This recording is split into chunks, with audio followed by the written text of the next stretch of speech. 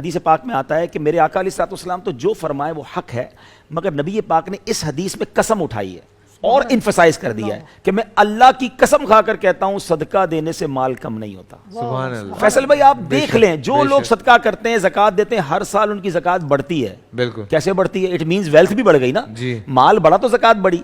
خرچ کرنے سے اللہ کی راہ میں مال کم نہیں ہوتا۔ اصل میں نا کچھ لوگ کیلکولیٹر سے چلتے ہیں، یار لاکھ روپے ہیں، 2500 زکوٰۃ نکل گئی تو 97,500 بچ گئے، 2500 کم ہو گئے۔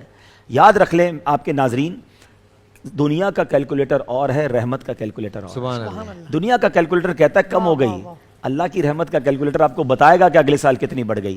یہ وہی بات ہے کہ آپ کے گھر میں باغ ہوگا تو اس کے پتے بعض اوقات پرانے ہو جاتے ہیں، تو آپ مالی کو بلاتے ہیں، اس کو کٹ کرتے ہیں۔ دور سے کوئی دیکھے یار یہ تو پتے کم ہو رہے ہیں، آپ کہہ رہے ہیں کم نہیں ہو رہے، یہ گندے پتے مرجھائے ہوئے پتے کٹ رہے ہیں، اس کی گروتھ اور بڑھ جائے گی۔ تو یہ زکوٰۃ ایکچولی یہی ہے۔ مثال کے طور پہ کوئی کسان جاتا ہے اور ایک بوری بیج لے کر فصل پہ جاتا ہے اور پوری بوری خالی کر کے آتا ہے، تو اپیرنٹلی تو کوئی کہے گا یار بوری خالی کر کے آ گئے، مگر عقل مند کیا کہے گا یہ ایک بوری ڈال کر آیا، کچھ دنوں بعد ٹرک بھر کے آئے گا، کیونکہ فصل آنی ہے۔ تو زکوٰۃ ایکچولی یہی ہے، صدقہ یہی ہے۔ تو خرچ کرے دل کھول کر اللہ کی راہ میں، یہ آپ ہی کے اکاؤنٹ میں جا رہا ہے، کہیں اور نہیں جا رہا، آپ ہی کے اکاؤنٹ میں جا رہا ہے، تو جمع کراتے جائیں۔